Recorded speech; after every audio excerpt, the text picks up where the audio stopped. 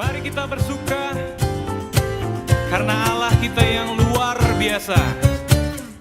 Oh, hey, hey. Apa yang tak pernah dilihat mata, yang tak pernah didengar telinga, yang tak pernah timbul di dalam hati, semua disediakannya bagi yang mengasihi Dia.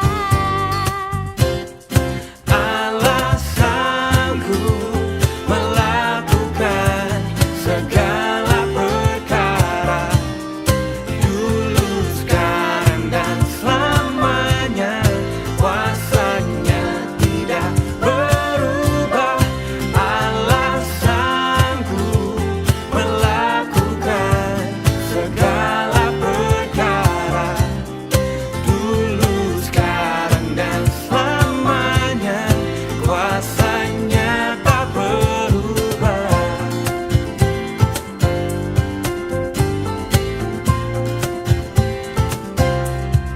Apa yang tak pernah dilihat mata,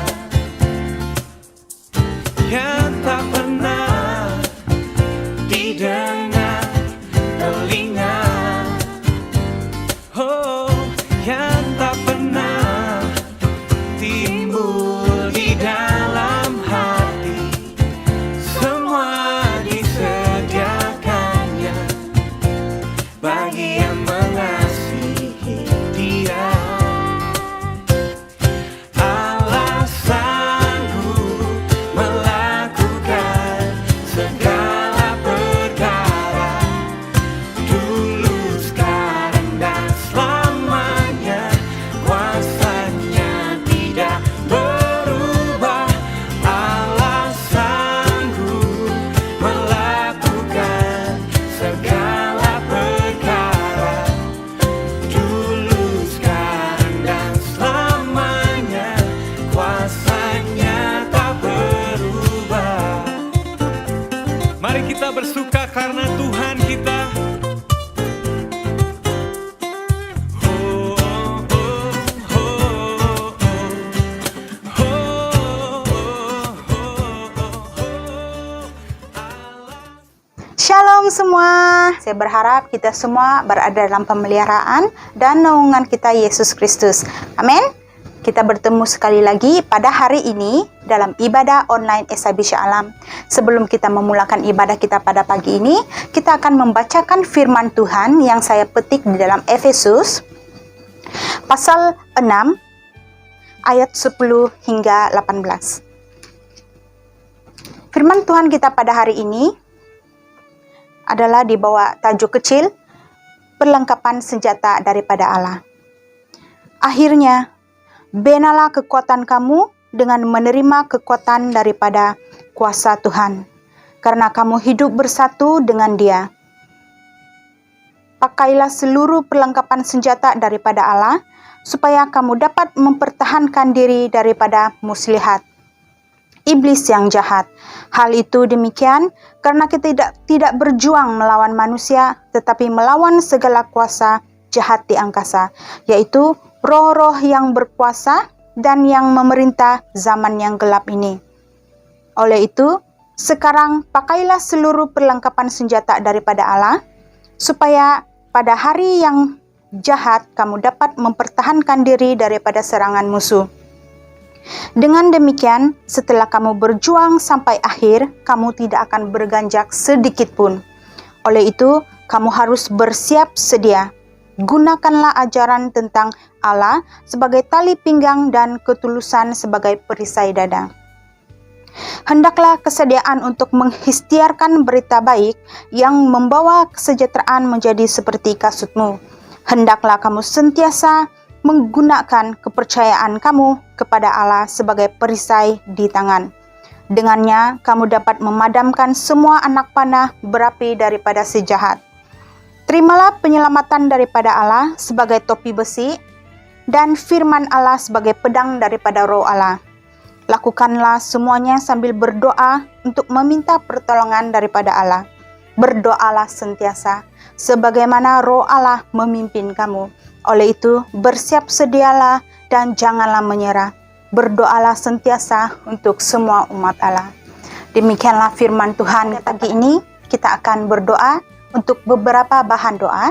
Yang pertama adalah kita mau terus mendoakan keadaan COVID-19 di Malaysia. Kita berdoa bagi usaha kerajaan Malaysia dalam memutuskan rantaian COVID-19 ini, dan juga kita berdoa untuk perlindungan bagi semua jemaat kita di SIB Shah Alam, khususnya mereka semua dilindungi Tuhan dan mereka juga patuh pada SOP yang sudah ditentukan oleh kerajaan. Kita berdoa juga untuk frontliner kita, walau di mana saja mereka bertugas, kita berdoa agar mereka kuat untuk menjalani pekerjaan mereka, di samping mereka harus menghadapi dan bertemu dengan pesakit-pesakit COVID-19 ini. Dan juga kita berdoa untuk jemaat kita yang mengalami tekanan disebabkan oleh COVID-19 ini, terutamanya mereka yang sudah kehilangan pekerjaan dan juga pemotongan gaji, agar mereka juga kuat untuk meneruskan kehidupan ini, dan mereka juga tahu bahwa pengharapan mereka tidak pernah akan putus, karena Tuhan Yesus itulah sumber pengharapan pada kita semua. Bahan doa yang kedua adalah sempena bulan kemerdekaan yang disambut oleh rakyat Malaysia pada bulan Ogos ini. Kita doakan perpaduan di negara kita Malaysia agar terpelihara meskipun pada saat ini pandemik ataupun politik yang kucar-kacir, meskipun negara kita ini terdiri daripada pelbagai kaum, bahasa, bangsa dan kepercayaan. Kita berdoa juga untuk semua jemaat Tuhan agar semua jemaat dapat pemulihan daripada Tuhan, daripada ikatan-ikatan dosa dan belenggu yang mereka alami dahulu, agar mereka bebas daripada semua ikatan dosa dan menerima Tuhan Yesus sebagai juru selamat dalam hidup mereka. Dan juga kita berdoa untuk jemaat yang sudah jauh kepada Tuhan agar mereka kembali kepada Tuhan, karena itulah yang menjadi kerinduan bagi Tuhan. Mari kita membawa dua bahan doa ini kepada Tuhan, dan kita tahu Tuhan Yesus mendengar setiap doa kita. Mari kita berdoa. Haleluya, haleluya. Tuhan Yesus, kami datang di hadapan-Mu ya Tuhan, karena begitu kagumnya kami kepada Engkau ya Bapa. Engkau Allah yang sudah memelihara kehidupan kami ya Tuhan, hingga pada saat ini kami hidup karena kemurahan-Mu. Kami hidup karena kuasa-Mu ya Tuhan. Kami hidup karena kekuatan-Mu ya Bapa di surga.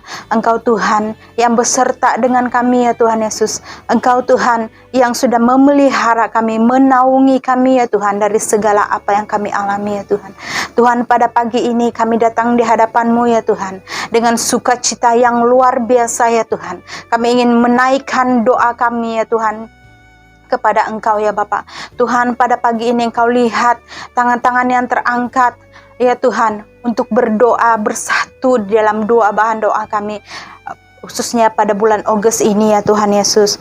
Kami mau terus berdoa untuk negara kami Malaysia ya Tuhan. Kami mau terus doakan untuk khususnya keadaan COVID-19 di Malaysia ini ya Tuhan. Semakin hari ya Tuhan semakin naik. Tetapi satu hal yang Engkau tuntut dari kami ya Tuhan, walaupun semakin tinggi case ya Tuhan, semakin tinggi itulah pengharapan kami kepada Engkau ya Tuhan Yesus. Penyebaran virus yang semakin meluas bukan saja mempengaruhi kesehatan manusia, bahkan turut mempengaruhi aspek ekonomi, sosial dan politik ya Tuhan di negara kami Malaysia. Kami sangat terbatas ya Tuhan untuk memberikan bantuan secara fizikal. Namun ya Tuhan, pada pagi ini ya Tuhan, kami berdoa Bapa. Kami datang di hadapan-Mu ya Tuhan, membawa bahan-bahan doa kami. Karena kami tahu Tuhan yang kami sembah tidak pernah terbatas. Bahkan Tuhan yang hebat ya Tuhan, menyerahkan ya Bapa di surga usaha kerajaan Malaysia dalam memutuskan rantaian COVID-19 ini. Ada baik cara kerajaan Malaysia sudah pun memberikan kepada semua rakyat Malaysia ya Tuhan, agar dapat memutuskan rantaian ini ya Bapa. Kiranya Bapa semua usaha kerajaan itu ya Tuhan membuahkan hasil ya Bapa, dan juga semua rakyat Malaysia ya Bapa dapat turut serta untuk turut serta dalam usaha kerajaan ini, yaitu mengikuti SOP yang sudah diberikan oleh kerajaan ya Bapa. Tuhan, kami berdoa untuk perlindungan jemaat kami juga ya Tuhan dari penyakit ini yang semakin menular ya Tuhan. Kami mendoakan kesembuhan bagi jemaat kami yang didapati positif COVID-19, karena kami percaya mereka tidak pernah kehilangan pengharapan ya Bapa. Bahkan mereka tetap kuat ya Bapak, karena mereka tahu Tuhan yang tidak pernah meninggalkan mereka, sentiasa berada bersama-sama mereka ya Bapak di surga. Juga kami ingin berdoa untuk frontliner kami ya Tuhan. Sudah berapa lama mereka bersama-sama ya Tuhan dalam melawan ya Tuhan penularan COVID-19 ini ya Tuhan Yesus. Terlalu banyak bahkan ya Tuhan, tiada tempat lagi di hospital ya Bapak untuk menempatkan pesakit-pesakit COVID ini ya Tuhan. Begitu sedihnya ya Tuhan kami melihat semuanya ya Bapak. Ya Tuhan, ada di antara jemaat ya Tuhan Yesus juga yang kehilangan keluarga yang tersayang akibat COVID-19 ini ya Tuhan. Tuhan, pada saat ini Engkau datang di hadap kehidupan mereka.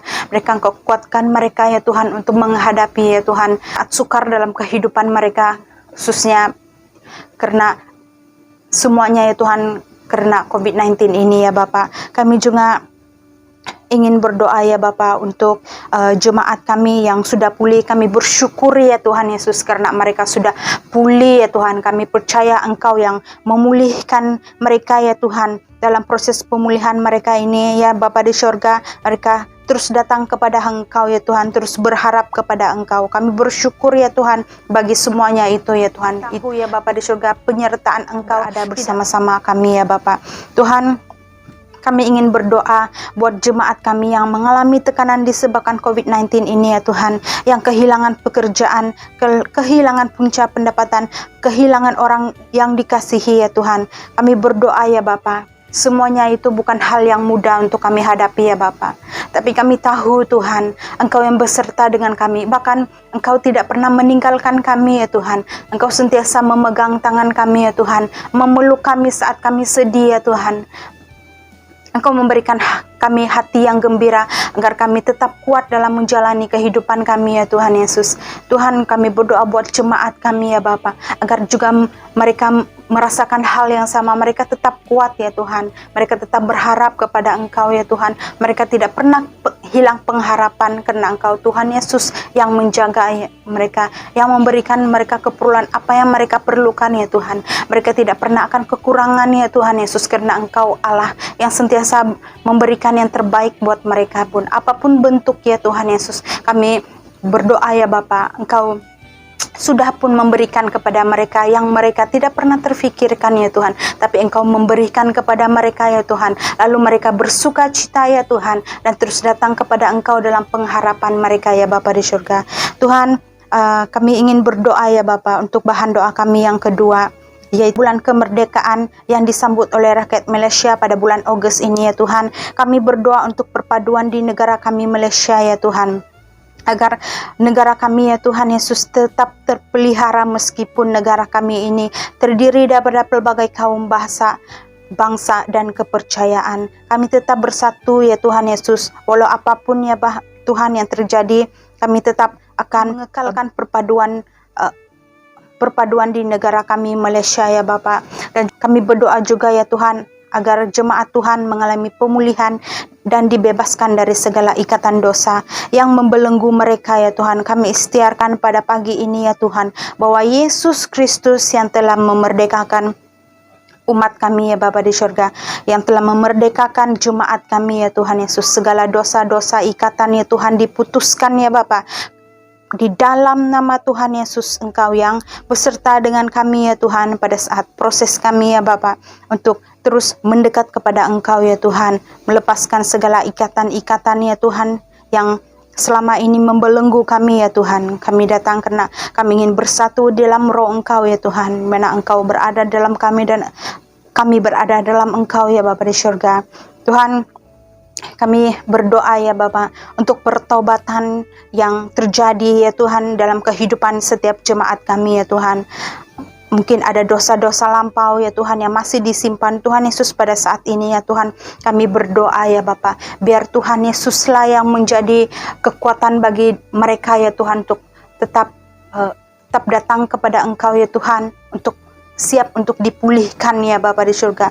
Dalam 2 Tawarik pasal 7 ayat 14 menyatakan, tetapi jika mereka berdoa kepadaku lalu bertobat dan berhenti melakukan perbuatan jahat, maka dari surga aku akan mendengarkan mereka dan mengampunkan dosa mereka serta menjadikan negeri mereka makmur semula. Haleluya ya Tuhan. Tuhan, kami benar-benar ya Tuhan mau semua jemaat kami ya Tuhan terus datang kepada Engkau ya Tuhan, terus bertobat dan mereka dapat mengalami pertobatan yang sungguh-sungguh apabila mereka benar-benar datang kepada Engkau, menyerahkan hidup mereka 100% ya Tuhan Yesus. Tuhan, kami juga ingin berdoa ya Bapa untuk jemaat kami yang sudah jauh dari Engkau ya Tuhan, agar mereka kembali kepada kasih Bapa yang mula-mula dan mengikut Yesus dengan setia. Tuhan, pada saat yang sukar ini ya Tuhan, mungkin ada beberapa hal yang mengakibatkan mereka jauh kepada Engkau. Tuhan, pada saat ini kami berdoa ya Tuhan, agar kepada sudah jauh di hadapan-Mu ya Tuhan, kami berdoa agar mereka kembali ya Tuhan. Tuhan, pada saat mereka berseru, Tuhan saya mau datang kepada Engkau ya Tuhan, Engkau mendengar, bahkan Engkau menerima mereka. Dan Tuhan juga mereka menerima kasih-Mu yang mula-mula seperti mereka alami pada mula-mulanya ya Tuhan Yesus. Terima kasih ya Tuhan, karena Engkau Tuhan yang berkuasa di atas hidup kami ya Tuhan, karena Engkaulah Tuhan yang menaungi kami ya Tuhan, bersama-sama dengan kami pada saat proses pemulihan kami ya Tuhan. Pertobatan yang sungguh-sungguh ya Tuhan datang daripada semua orang yang mengasihi Engkau ya Bapa di surga. Tuhan, mereka benar-benar datang dan mereka tidak akan kembali kepada hidup mereka yang lama ya Tuhan. Mereka sudah baru di dalam Engkau ya Tuhan. Hanya di dalam nama-Mu ya Tuhan, kami serahkan semua doa kami ini di dalam tangan-Mu ya Tuhan, karena kami percaya Engkau Tuhan yang mendengar, bahkan Engkau Tuhan yang memakbulkan pada waktu yang akan Engkau tentukan sendiri ya Bapak. Terima kasih ya Tuhan. Hanya di dalam nama-Mu kami sudah berdoa dan syukur. Amin, amin. Haleluya. Haleluya. Terima kasih kepada semua jemaat yang sudah berdoa bersama-sama pada pagi ini. Sebelum kita memulakan ibadah kita akan melafazkan pengakuan iman rasuli. Mari kita sama-sama melafazkan pengakuan iman rasuli dalam kiraan 1, 2, 3. Percaya kepada Tuhan, Bapa yang Maha Kuasa, Pencipta langit dan bumi dan segala isinya. Aku percaya kepada Kristus Yesus, anak tunggalnya Tuhan kita, yang dikandung dari Roh Kudus, dilahirkan oleh anak darah Maria, yang menderita sengsara di bawah pemerintahan Pontius Pilatus, disalibkan, mati, dan dikuburkan. Pada hari ketiga, bangkit dari antara orang mati, naik ke syurga, duduk di sebelah kanan Tuhan, Bapa yang Maha Kuasa, dan dari sana Dia akan datang untuk menghakimi orang hidup dan mati. Aku percaya kepada Roh Kudus, gereja yang kudus dan sejagat, persekutuan orang-orang kudus, pengampunan dosa, kebangkitan tubuh, dan kehidupan yang kekal untuk selama-lamanya. Amin. Dipersilakan tim worship untuk membawa kita dalam puji sembah. Haleluya. Ada satu nama yang telah membebaskan kita, Allah yang perkasa, yang Bapa yang kekal, Guru Bapa keselamatan bagi setiap orang yang percaya pada Tuhan. Haleluya.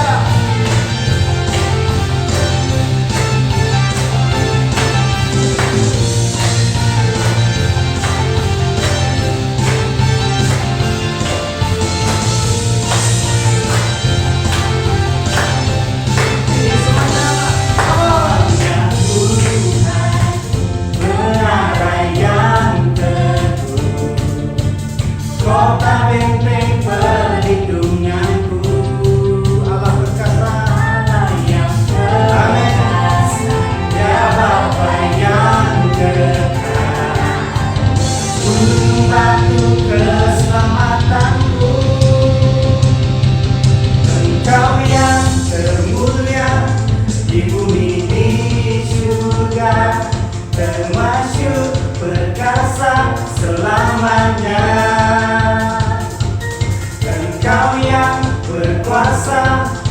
dalam segala hal.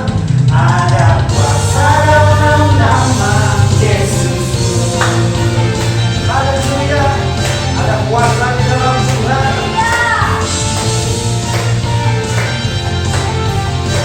Sekali lagi katakan, namanya Tuhan benar yang teguh, kota benteng perlindunganku, Allah yang perkasa, jawablah yang kekal, gunung batu keselamatanku. Engkau yang termulia di bumi di surga, termasyhur perkasa selamanya. Engkau yang berkuasa di dalam segala hal. Ada sekali lagi, ready semuanya, coba. Engkau yang termulia di bumi di surga, termasyhur perkasa selamanya. Engkau yang berkuasa di dalam segala hal. Ada kuasa dalam nama Yesus. Haleluya. Dialah Tuhan Allah yang telah membebaskan kita. Kita sama-sama nyanyi lagu ini. Ready semuanya? Come on. Nama di atas segala nama, nama yang telah membebaskan, nama yang telah membebaskanku. Amin. Setiakan segala kuasa tunduk pada nama itu, Yesus Tuhan segala Tuhan. Sekali lagi, nama di atas segala nama, nama yang telah membebaskanku. Segala kuasa tunduk pada nama itu, Yesus Raja segala raja. Semua Engkau yang berkuasa, Engkau yang termulia di bumi di surga, termasyhur perkasa selamanya. Engkau yang berkuasa di dalam segala hal. Ada kuasa dalam nama. Sekali lagi, Engkau yang termulia di bumi di surga, termasyhur perkasa selamanya. Engkau yang berkuasa di dalam segala hal. Ada kuasa dalam nama Yesus. Ada kuasa dalam nama Yesus. Haleluya. Ada kuasa dalam Tuhan Yesus.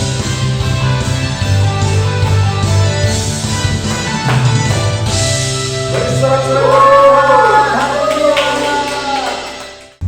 Haleluya. Pujilah nama-Mu Tuhan. Dengan satu hati, satu suara kami menyatakan bahwa Engkau Tuhan Allah yang ajaib, Allah yang perkasa, yang layak kami tinggikan. Haleluya. Terpujilah nama-Mu Tuhan, kuat dan penuh kemuliaan.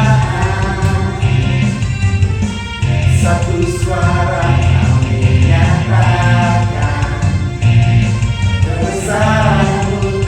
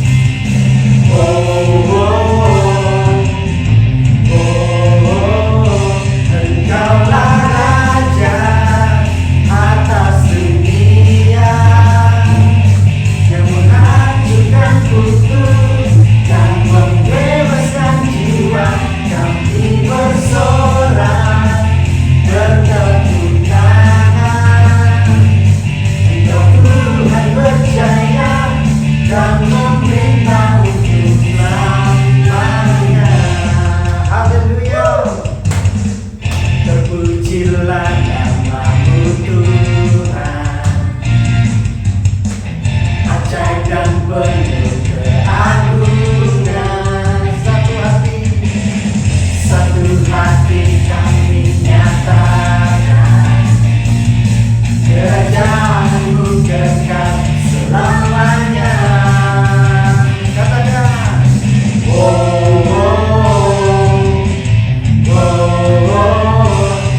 Engkaulah Raja atas dunia, yang menghancurkan kutuk dan membebaskan jiwa.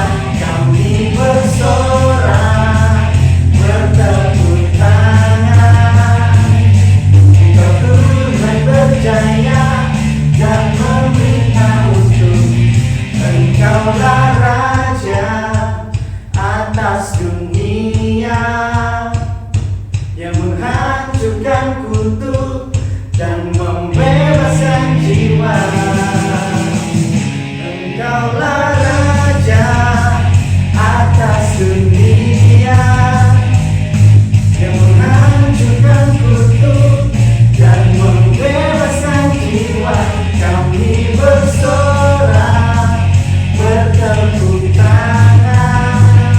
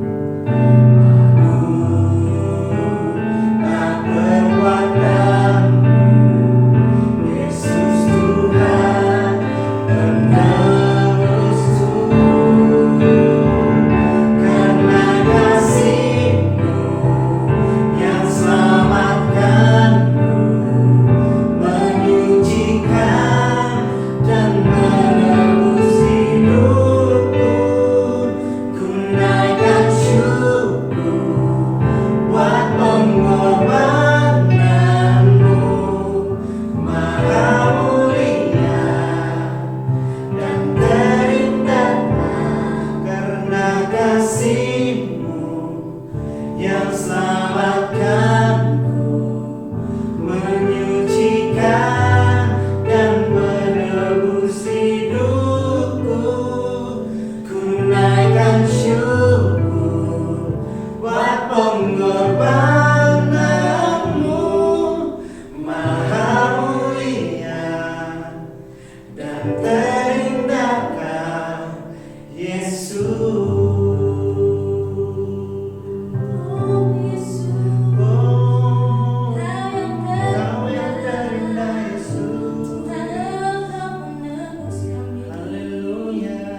Terima kasih kepada tim worship yang sudah membawa kita dalam pujian penyembahan. Sebentar lagi kita akan mendengar firman Tuhan daripada hamba Tuhan, dan saya persilakan kepada Reverend Richard.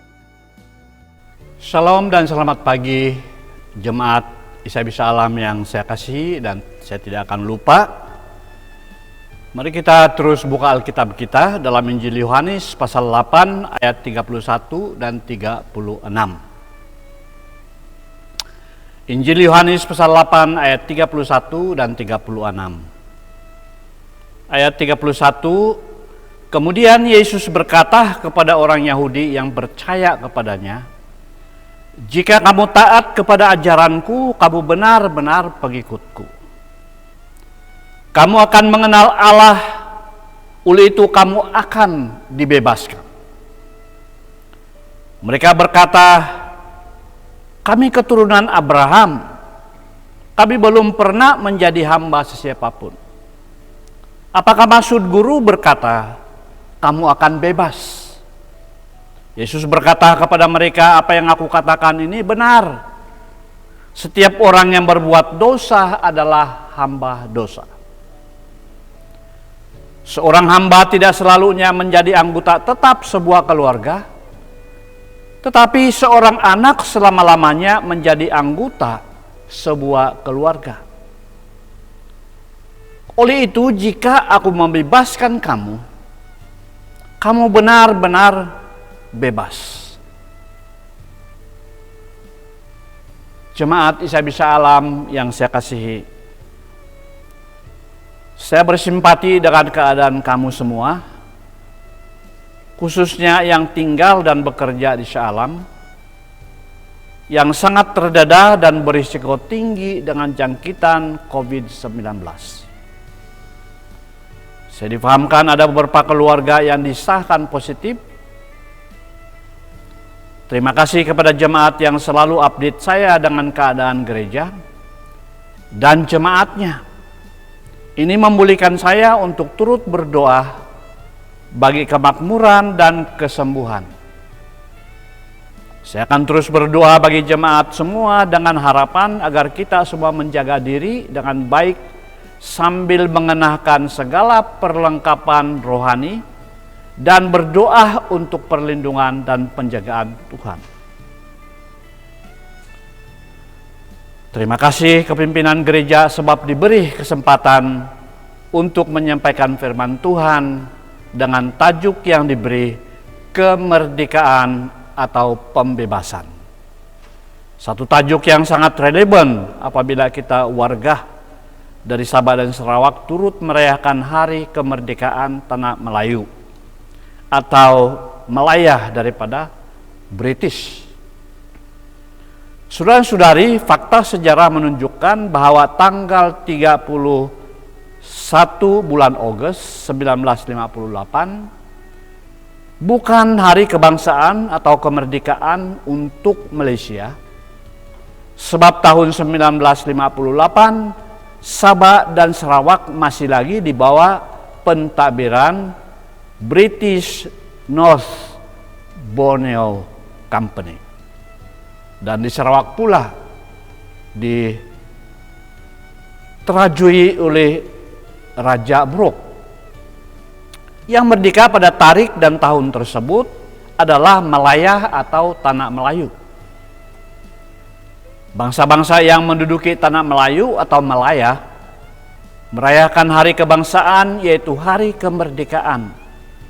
Tarik dan tahun ini diperingati sebagai hari yang bersejarah dan dilihat sebagai keramat oleh seluruh rakyat yang tinggal di tanah Melayu atau Malaya. Sebab tarik dan tahun ini Malaya mengisytiharkan kepada dunia bahwa ia telah merdeka dan bukan lagi sebuah negara dan bangsa di bawah jajahan. Bukan lagi sebuah negara yang ditabir urus dan bangsa yang bergantung kepada penjajah. Tapi satu negara yang berdaulat dan bangsa yang berjaya, merdeka dan bebas. Bukan lagi bangsa yang berstatus hamba kepada satu Tuhan, tetapi berstatus merdeka. Dengan sebab itu hari yang ke-31 bulan Agustus diperingati khususnya oleh bangsa Melayu, Cina, India, dan orang asal atau orang asli sebagai hari kemerdekaan. Setelah merdeka, semua suku dan bangsa ini sekarang bertanggung jawab untuk mempertahankan kedaulatan, bekerja sama membangun negara, menegakkan keharmonian antara suku dan kaum. Menjaga kesatuan dan persatuan bangsa adalah kunci untuk dapat tetap menikmati kemerdekaan yang dicapai. Sabah dan Sarawak tidak ada hari kemerdekaan, tetapi merayakan Hari Malaysia pada 16 hari bulan September setiap tahun. Sebab tarik dan tahun ini, dua negara di Kepulauan Borneo membentuk negara Malaysia bersama dengan Malaya. Karena Sabah dan Sarawak, maka Malaya menjadi nama baru, yaitu Malaysia. Tanpa Sabah dan Sarawak tidak ada negara Malaysia. Saya harap ini jelas buat kita semua, orang-orang dari wilayah Sabah dan Sarawak. Saudara dan saudari yang dikasihi Tuhan, dalam teks yang kita baca tadi, Rasul Yohanes mencatat kata-kata Tuhan Yesus kepada orang Yahudi bahwa mereka adalah pengikutnya karena mereka percaya dan benar-benar bebas sebab anak, yaitu Yesus Kristus, yang membebaskan. Sebab jika anak membebaskan kamu, kamu benar-benar bebas. Kenyataan ini sangat meyakinkan dan memberi jaminan bahwa setiap orang yang ada di dalam Kristus adalah orang-orang yang merdeka dan bebas. Apa arti kemerdekaan dan seperti apakah yang dimaksudkan kemerdekaan dalam konteks firman Tuhan? Dalam Kamus Alkitab Bahasa Inggris mensinonimkan kemerdekaan dengan freedom yang bermaksud kebebasan. Orang yang dilepaskan dari perhambaan disebut orang bebas ataupun free man. Penjelasan ini ditambah oleh W.R.F. Browning bahwa kemerdekaan itu berarti pembebasan dari status perhambaan bangsa lain dan pembebasan orang percaya dari perhambaan dosa serta upahnya, yaitu maut. Berdasarkan arti dan makna dari kamus tersebut, maka kemerdekaan itu adalah keadaan bebas dominasi dari pihak apapun atau manapun. Kemerdekaan melahirkan damai sejahtera dan sukacita bagi orang-orang yang pernah diperhambakan. Mereka bagaikan burung yang terlepas dari sangkar. Istilah kemerdekaan dalam Alkitab biasanya digabungkan dengan istilah kebebasan, sebab kedua istilah ini bermakna senafas. Kata kemerdekaan dan serumpun dengannya disebut 49 kali dalam Perjanjian Lama dan 52 kali dalam Perjanjian Baru. Sedangkan kata kebebasan yang sekeluarga dengan kata tersebut tercatat dalam Perjanjian Lama sebanyak 378 kali dan dalam Perjanjian Baru sebanyak 318 kali. Secara umumnya kata kemerdekaan atau kebebasan di dalam Alkitab berarti dilepaskan dari satu ikatan antara hamba dan tuan, dan kembali kepada keadaan yang mula-mula tanpa ikatan. Saya ulangi sekali lagi, kebebasan dalam Alkitab berarti dilepaskan dari satu ikatan antara hamba dan tuan, dan kembali kepada keadaan yang mula-mula tanpa ikatan. Fokus kemerdekaan dalam Perjanjian Lama adalah pembebasan bangsa Israel sebagai satu bangsa atau individu. Hal-hal yang menuntut pembebasan dalam Perjanjian Lama sekurang-kurangnya ada 3, yaitu pembebasan dari penjara, pembebasan hamba dari majikan, dan pembebasan bangsa Israel dari perhambaan di Mesir. Untuk khotbah pagi ini saya akan fokus kepada 3 kemerdekaan dalam Perjanjian Baru yang harus semua orang Kristen yang percaya terlepas mengalami dan menikmati. Sebabnya ia berkait rapat dengan kehidupan orang-orang yang percaya kepada Tuhan Yesus. Pertama, pembebasan dari kuasa iblis. Kedua, kemerdekaan dari kuasa dosa. Dan yang ketiga, kemerdekaan dari hukuman maut. Saudara-saudari yang saya kasihi, konsep pembebasan dalam Perjanjian Baru dapat dilihat dalam kitab-kitab Injil, tulisan-tulisan Rasul Paulus, dan kitab-kitab yang lain. Dari sudut pandang teologi, Perjanjian Baru merangkumkan bahwa subjek kemerdekaan adalah Tuhan Yesus Kristus dan objeknya adalah orang-orang percaya. Kematian Tuhan Yesus di kayu salib adalah satu-satunya sarana bagi memperoleh kemerdekaan manusia dari dosa. Tidak ada lagi cara yang lain. Beriman percaya kepadanya adalah satu-satunya cara manusia dapat mengalami kemerdekaan yang sejati. Karya Kristus melalui tubuh inkarnasinya bermula dari Bethlehem, diakhiri di Bukit Golgota, dan dilanjutkan di surga.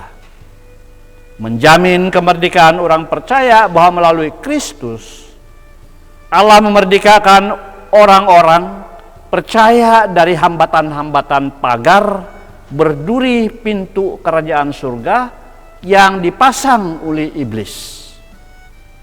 Dengan sebab ini orang-orang Kristen wajib dimerdekakan agar dapat sampai ke destinasi akhir, yaitu surga. Manusia termasuk orang-orang percaya yang beragama harus dimerdekakan dari 3 perkara ini, yaitu pertama, orang percaya wajib dimerdekakan dari kuasa dan pengaruh iblis. Jemaat yang dikasihi Tuhan, hati, pikiran, dan hidup manusia sangat dipengaruhi dengan kuasa iblis sejak manusia jatuh dalam dosa. Apabila Alkitab berbicara tentang demonologi, yaitu pengajaran tentang iblis atau setan, merujuk kepada dosa dan bukan sebaliknya. Roh-roh jahat yaitu demos dalam bahasa aslinya merupakan makhluk pertama kali jatuh di bawah kekuasaan dosa. Setelah kejatuhan, demos atau roh-roh jahat ini menjadi hamba dosa. Galatia pasal 1 ayat 4 mencatat bahwa roh-roh jahat sekarang menguasai zaman kejahatan ini di bawah pimpinan iblis yang bergelar ilah zaman ini. 2 Korintus pasal 4 ayat 4 berkata, mereka tidak mau percaya kepada berita yang kami kabarkan karena iblis ilah zaman ini yang menguasai dunia ini menjadi pikiran mereka tertutup. Dalam kesetiaan kepada dosa dan sifat semula jadinya, iblis bersama roh-roh penguasa di bawah perintahnya membutahkan manusia terhadap kebenaran Allah, menyebarkan hal-hal yang palsu yang menyamar sebagai kebenaran, berusaha menggantikan perjamuan Tuhan dengan perjamuan roh jahat, dan berusaha menghalang pemberitaan Injil. Dia berusaha menghancurkan hubungan baik antara sesama dengan membangkitkan kemarahan, iri hati, dengki, dendam, dan kebencian. Menghancurkan rumah tangga dengan mendorong ketidaksetiaan dan kecurangan. Kecurangan dan ketidaksetiaan dalam pernikahan, fitnah dan kekerasan hati. Kejadian pasal 3 ayat 1 berkata bahwa iblis yang tampil dalam rupa ular itu adalah binatang yang paling cerdik.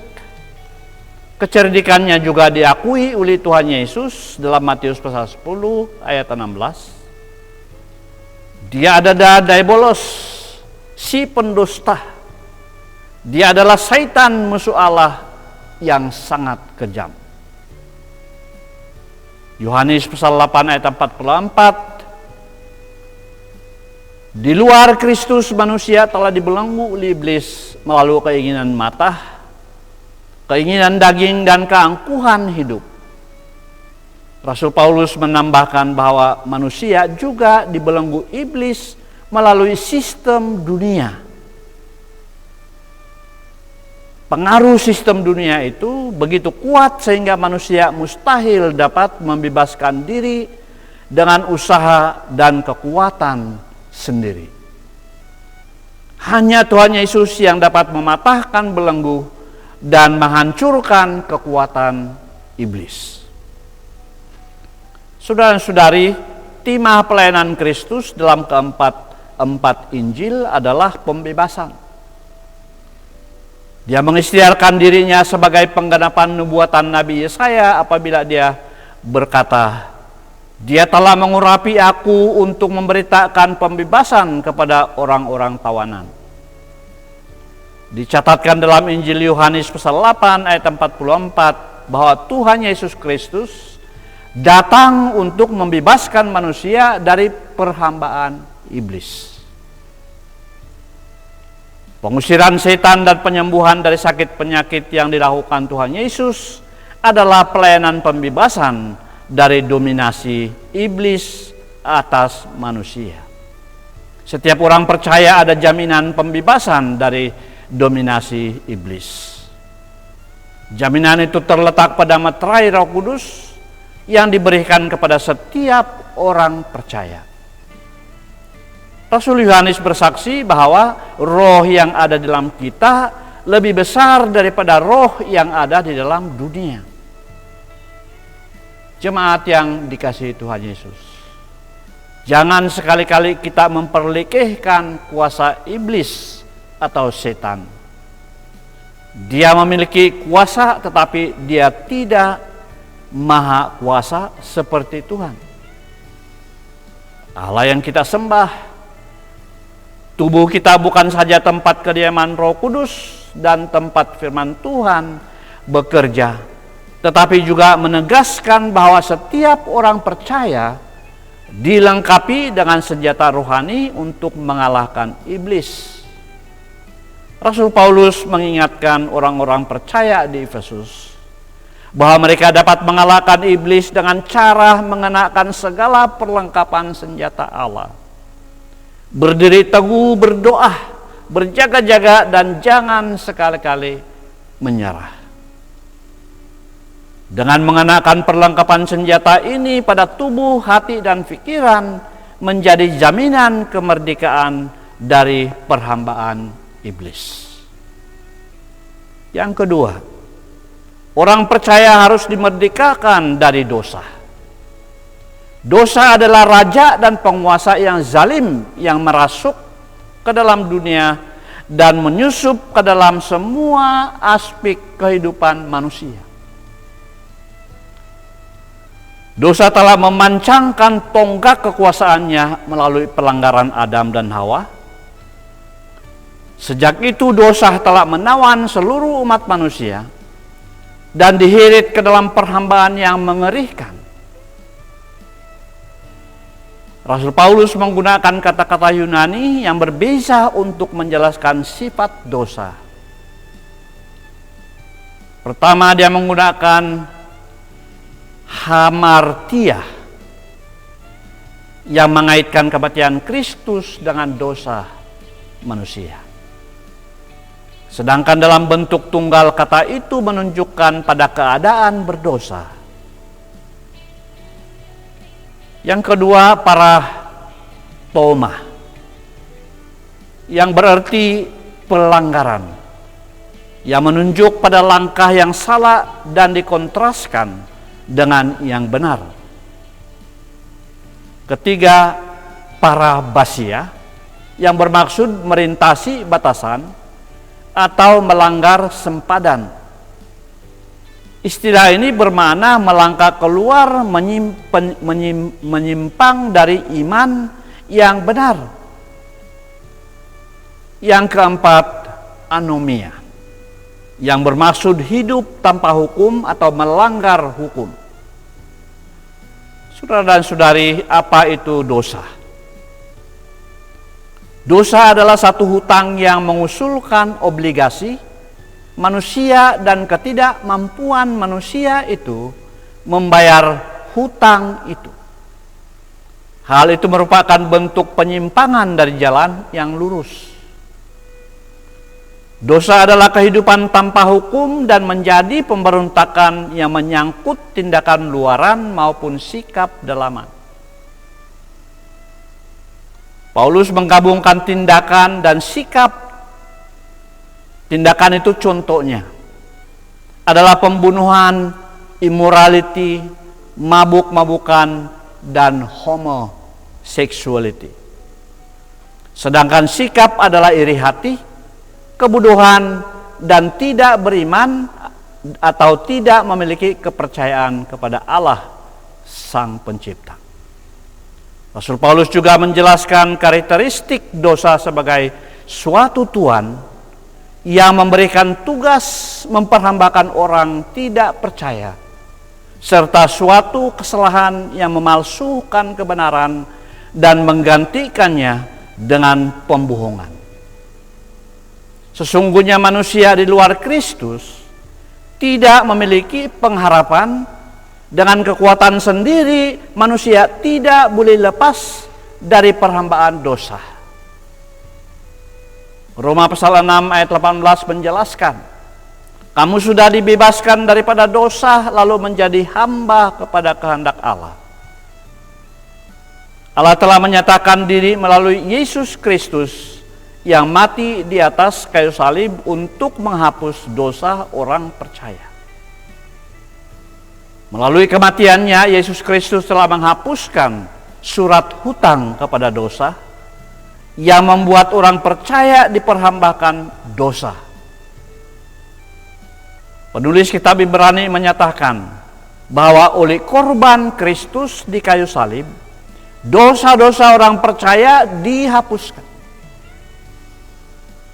Dalam Ibrani pasal yang ke-10 ditegaskan lagi keunggulan kurban Kristus jika dibandingkan dengan korban-korban apapun di dalam perjanjian lama. Rasul Yohanes mengabdi pernyataan Tuhan Yesus yang menegaskan, jadi apabila anak itu memerdekakan kamu, kamu pun benar-benar merdeka. Kepada orang-orang percaya di Galatia, Rasul Paulus meyakinkan bahwa mereka sungguh-sungguh merdeka karena Kristus telah memerdekakan mereka. Sekarang kita bebas karena Kristus telah membebaskan kita. Oleh itu pertahankan kebebasan kamu dan jangan biarkan diri kamu diperhambakan dosa lagi. Dua kenyataan ini meyakinkan kita bahwa setiap orang percaya benar-benar telah dimerdekakan dari perhambaan dosa. Yang ketiga, orang percaya dimerdekakan dari maut. Alkitab mengajarkan bahwa semua manusia berada di bawah ancaman maut bahkan berada di ambang jurang maut. Maut yang mengerikan ini diakibatkan dari manusia yang telah jatuh dalam dosa. Alkitab berkata, semua orang telah berbuat dosa dan upah dosa ialah maut. Karena dosa, maut beruli jalan masuk ke dalam dunia.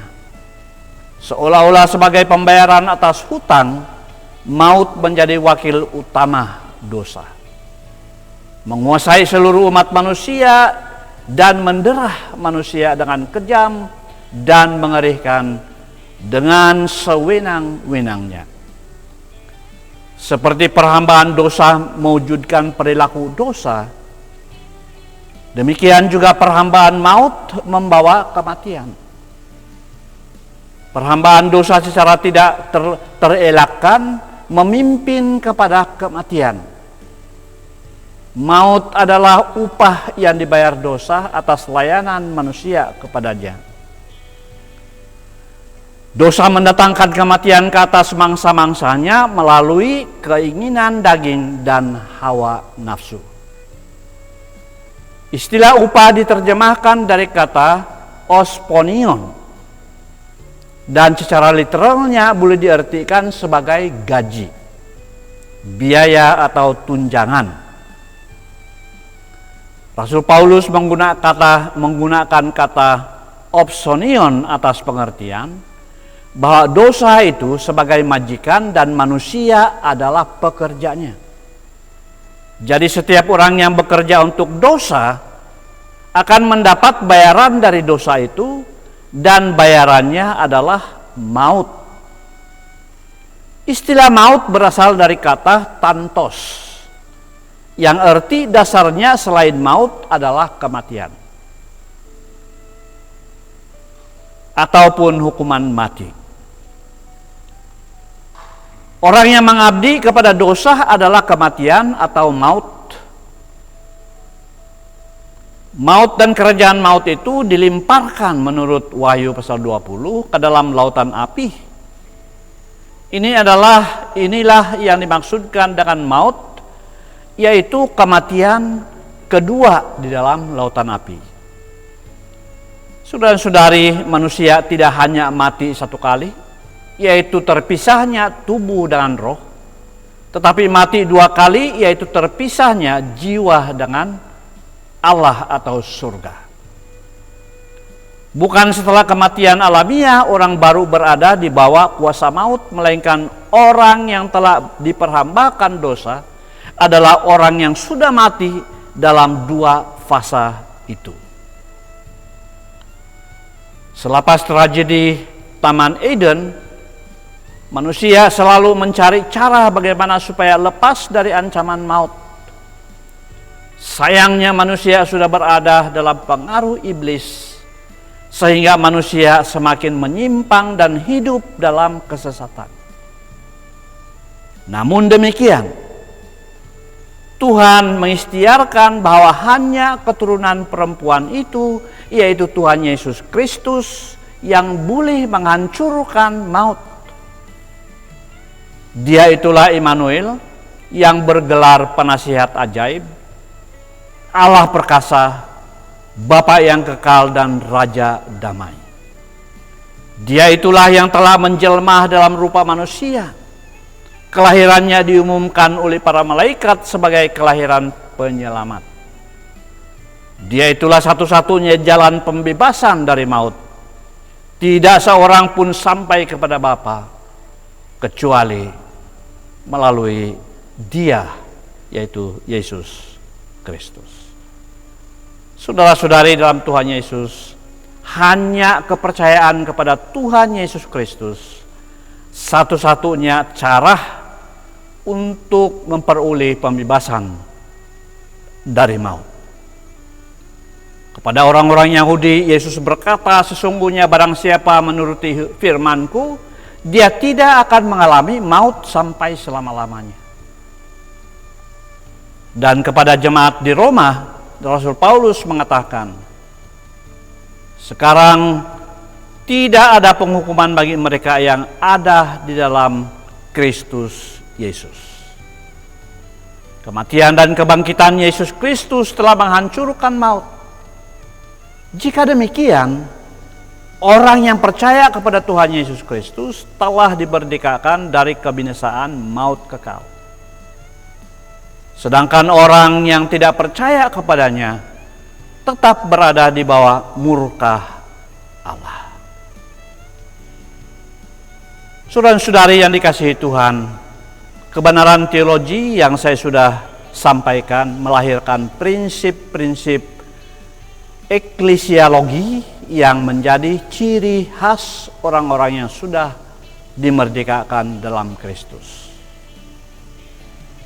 Orang Kristen yang sudah dimerdekakan bukan sekadar ditandai dengan dia beragama Kristen atau memiliki gelaran-gelaran tokoh-tokoh Alkitab atau akademik, dilahirkan dalam keluarga Kristen atau berstatus hamba Tuhan, atau bergelar pemimpin gereja.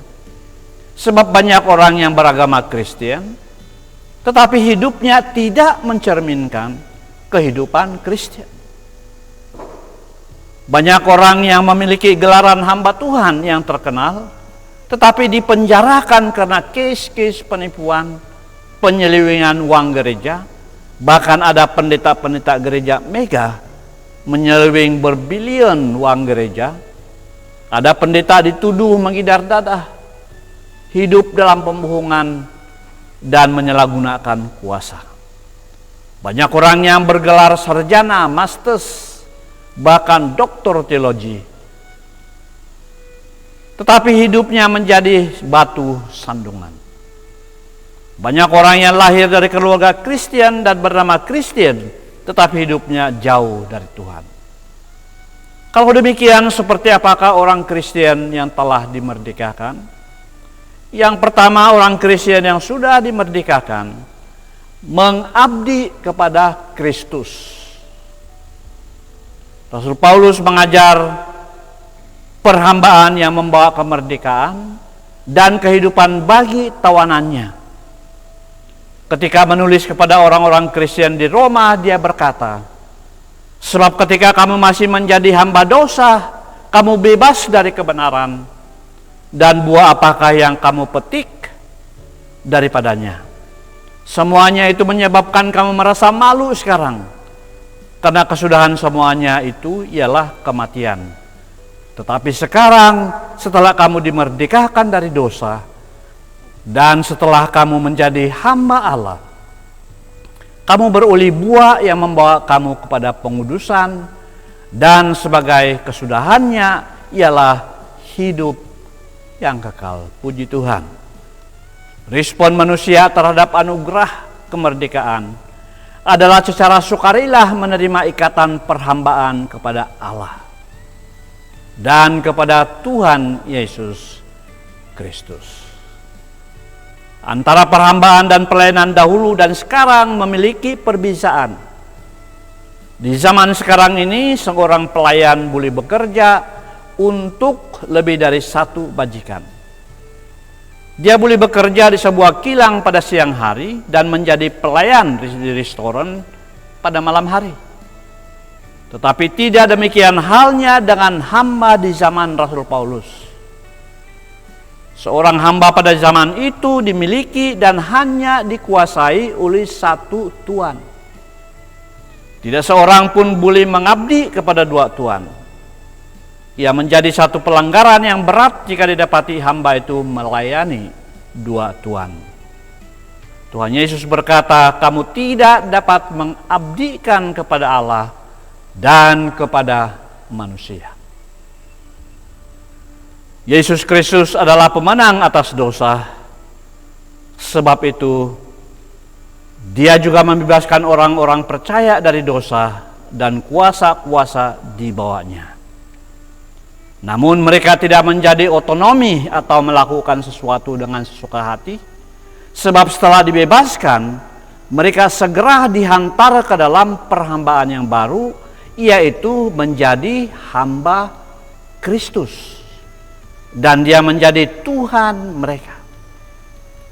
Seperti hamba manapun, orang Kristen menjadi milik satu Tuhan saja, yaitu Tuhan Yesus Kristus.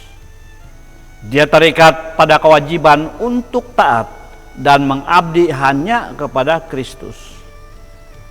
Sebagai milik Kristus yang telah dibeli dengan darahnya secara lunas, adalah tidak wajar bila orang beriman menjadi hamba dosa atau kuasa-kuasa jahat diperalatkan lagi oleh dosa.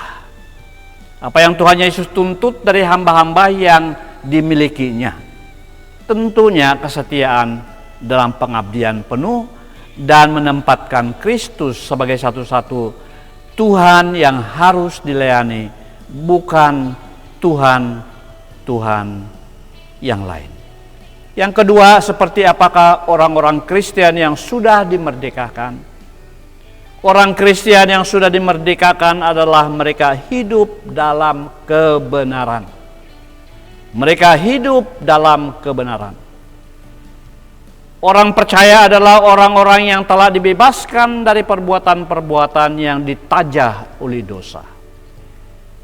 Sebelum dimerdekakan, kewujudan dosa nyata dalam karakter dan semua perbuatan kedagingan manusia seperti perbuatan cabul, lucah, dan tidak senonoh.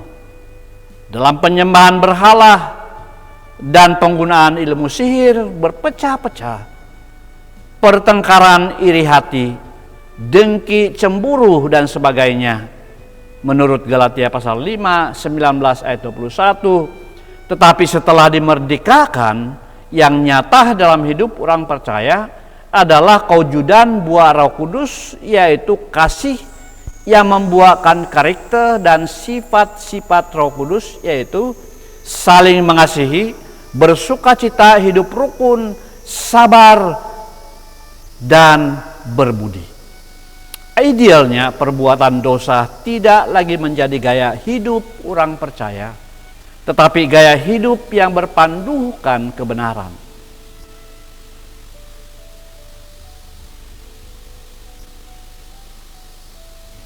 Satu Yohanes pasal 3 ayat 9. Dan barang siapa yang tetap berbuat dosa berasal dari iblis, sebab iblis berbuat dosa dari mulanya. Saudara-saudari yang dikasihi Tuhan, ciri orang yang lahir baru adalah menjauhi dosa dan mengarahkan diri kepada Allah dalam hidup dan pelayanan.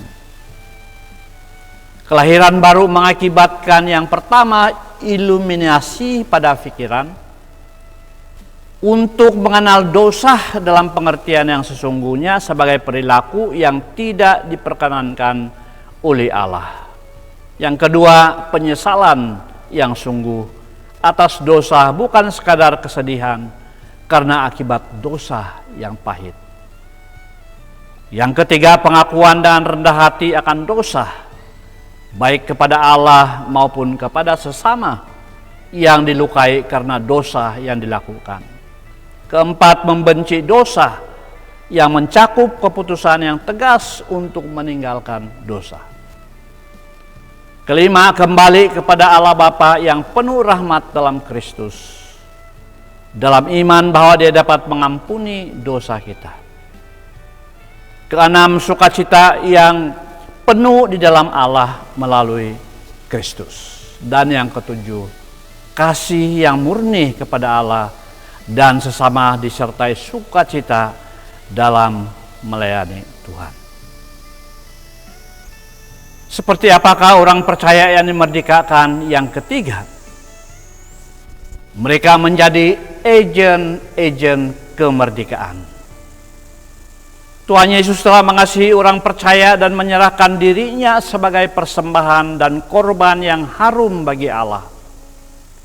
Dengan kuasa yang sama Dia menggerakkan umat tebusannya untuk bertindak atas namanya. Seperti yang dicatat oleh Rasul Paulus dalam 2 Korintus pasal 5 ayat 14, kasih Kristus yang dinyatakan oleh kematiannya mendesak orang percaya menggenapkan pelayanan pendamaian. Berdasarkan ayat ini adalah wajar jika perintah utama Tuhan agar para hambanya membagikan kasih-Nya kepada orang lain. Ayat-ayat rujukan untuk mengasihi Allah dan Kristus terlalu banyak dan tidak habis-habis diajar dan diperkatakan Rasul Paulus. Namun penekanannya terletak kepada kasih Allah bagi anak-anaknya dan respon kasih yang nyata saat mereka mengasihi sesamanya, baik di dalam maupun di luar gereja. Orang Kristen menunjukkan kasihnya kepada Allah dengan mengasihi sesama. Sebagai penutup khotbah hari ini tentang kemerdekaan atau pembebasan, saya melihat bahwa dalam segala aspeknya, kemerdekaan adalah pemberian Kristus melalui kematiannya, telah membayar lunas pembebasan kita, orang percaya dari perhambaan dosa. Kemerdekaan dari hukuman dosa dan akibatnya, yaitu kematian, disampaikan kepada kita oleh Roh Kudus yang mempersatukan kita dengan Kristus melalui iman. Kemerdekaan menyebabkan kita sebagai orang-orang percaya diadopsi sebagai anak. Kita yang dibebaskan dari dosa menjadi anak-anak Allah dan menerima Roh Kristus yang memberikan jaminan bahwa kita adalah sungguh-sungguh anak-anak Allah dan pewaris takhta kerajaannya. Kemerdekaan kita bukanlah satu penghapusan tanggung jawab dan bukan sukungan bagi kebebasan mutlak. Orang Kristen tidak lagi berada di bawah hukum Taurat, namun begitu bukan berarti orang Kristen bersifat anomia atau hidup tanpa hukum, terutama sekali dalam hubungan dengan Allah. Rasul Paulus sangat menekankan bahwa Kristus telah memerdekakan orang percaya dari dosa dan pengaruh kuasa-kuasa kejam yang merusakkan, yang dahulunya memperhambahkan mereka dan mendatangkan maut bagi orang-orang yang mengabdi kepadanya. Yesus Kristus bukan saja memerdekakan orang percaya dari dominasi dosa, tapi juga dari hukum Taurat yang menjadi sistem keselamatan, dari ketakyulan percaya kepada ilah-ilah, dan dari beban upacara-upacara agama Yahudi. Akhir kata, mari kita bersyukur selalu karena Tuhan Yesus telah memerdekakan kita dari perhambaan dosa, dan sekarang kita dibawa kepada kekuasaan Kristus untuk mengabdi kepadanya, hidup dalam kebenaran Allah, dan menjadi agen kemerdekaan. Tuhan Yesus memberkati. Sampai kita bertemu kembali, jika diberi peluang, saya akan sampaikan firman Tuhan. Demikianlah firman Tuhan yang sudah disampaikan oleh Reverend Richard pada hari ini, yang pasti menguatkan kita, bahkan menjadi bekalan kita pada masa-masa yang akan datang. Sebentar lagi kita akan memulahkan ibadah memberi kita kepada Tuhan. Seperti yang jemaat sedia maklum, ibadah memberi kita ada dua cara, yaitu pertama adalah secara online transfer di dalam account Maybank. Sebentar lagi akan tertera di screen Anda. Yang kedua adalah secara tunai. Siapa yang tidak kemudahan online bank-in, Anda boleh mengumpulkan cash Anda. Setelah kita sudah boleh bertemu di gereja, Anda boleh menyerahkan uang persembahan Anda kepada bendahari gereja, yaitu Deaconess Adele ataupun kepada Deacon Chong. Sebelum kita memulahkan ibadah kita pada pagi ini, mari sama-sama saya mengajak kita semua untuk berdoa dan memberi yang terbaik untuk Tuhan kita. Mari kita berdoa. Allah Bapa kami yang berada dalam kerajaan syurga, pada sekali lagi kami datang di hadapan-Mu ya Tuhan, mau menyerahkan ibadah persembahan kami ke dalam tangan-Mu. Biar kiranya ya Tuhan, Engkau Tuhan yang Maha Kaya ya Tuhan, memberikan kami segala sesuatu ya Tuhan. Pada saat kami kekurangannya Bapa di syurga, kami tidak pernah rasa seperti itu ya Tuhan, karena Engkau Tuhan yang menaungi kami Engkau Tuhan yang memberikan kami keperluan kami ya Bapa. Tuhan, sebentar kami akan memberi yang terbaik, bahkan memberi yang sesuai yang sudah ditentukan oleh kami masing-masing ya Tuhan. Berapapun nilainya ya Tuhan, kami pasti ya Tuhan Engkau melihat ya Bapa bagaimana kami memberi dengan sukacita. Tuhan, juga kami ingin berdoa bagi bendahari gereja dan juga kepimpinan gereja yang akan mengurus keuangan gereja kami ini ya Tuhan, agar dapat digunakan bahkan melayani orang-orang yang memerlukan pada saat pandemik ini ya Tuhan Yesus. Terima kasih ya Tuhan buat semuanya ya Tuhan. Kiranya Engkaulah Tuhan yang dipermuliakan di tengah-tengah kami pada saat kami memberi pada pagi ini ya Tuhan. Terima kasih ya Tuhan, sekali lagi kami menyerahkan ibadah pemberian kami ini ya Tuhan ke dalam tangan-Mu. Hanya di dalam nama-Mu ya Tuhan kami sudah berdoa dan mengucap syukur. Amin.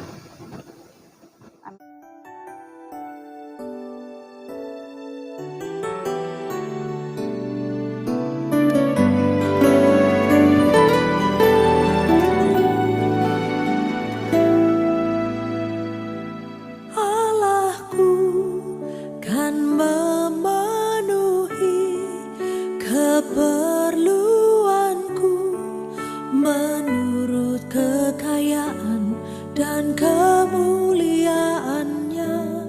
Allahku kan mencukupi kebutuhanku di dalam Yesus Tuhan.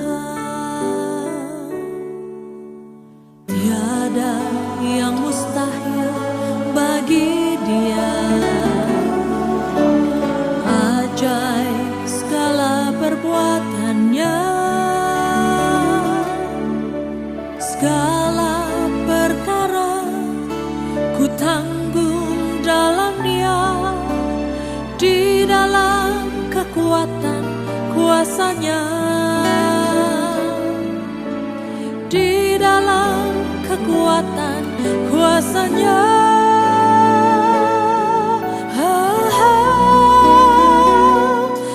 Allahku kan memenuhi keperluanku menurut kekayaan dan kemuliaannya. Allahku kan mencukupi kebutuhanku di dalam Yesus Tuhan. Tiada yang mustahil bagi Dia. Ajaib segala perbuatannya, segala perkara ku tanggung dalam Dia, di dalam kekuatan kuasa-Nya, di dalam kekuatan kuasa-Nya.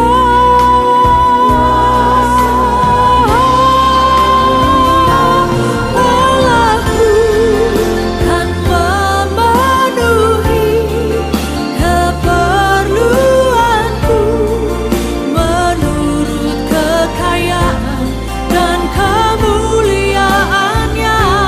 Allahku kan mencukupi kebutuhanku di dalam Yesus Tuhan, di dalam Yesus Tuhan, di dalam Yesus Tuhan.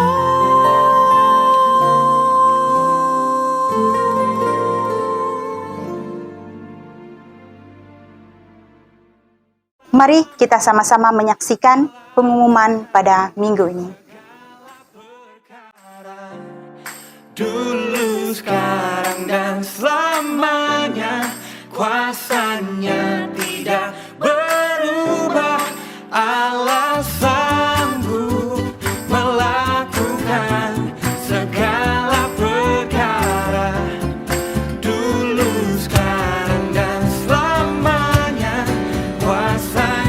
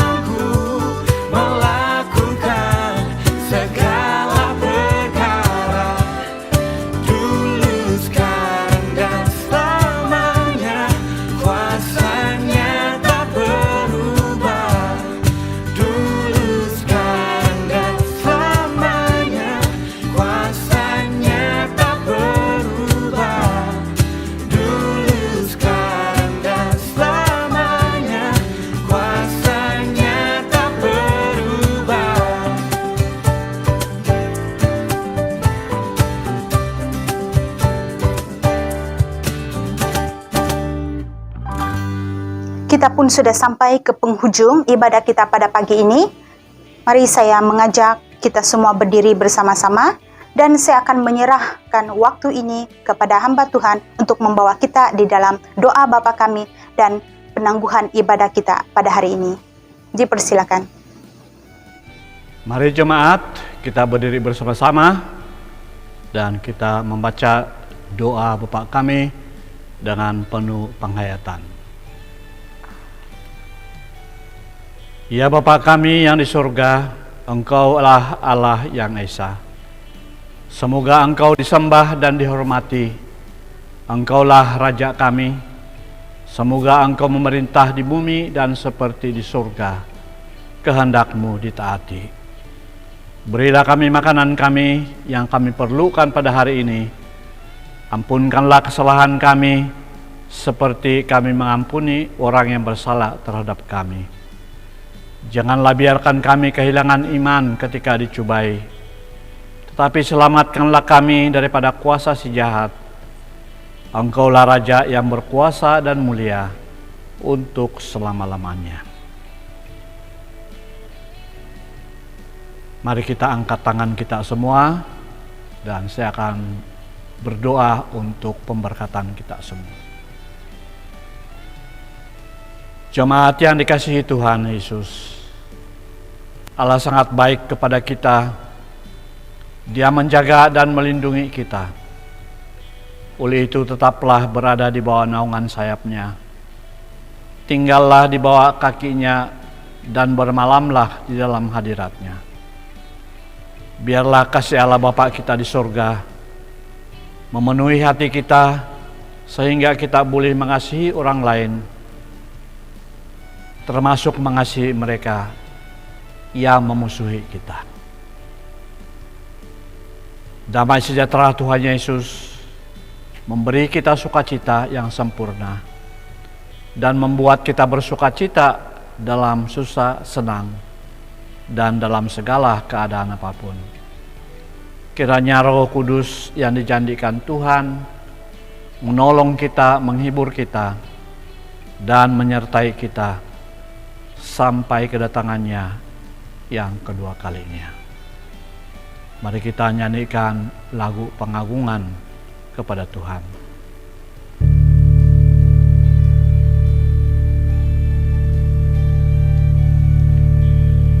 Puji Tuhan, sumber berkat, puji Dia selamanya. Semua makhluk memuji Dia, Bapa, Anak, dan Roh Kudus. Amin.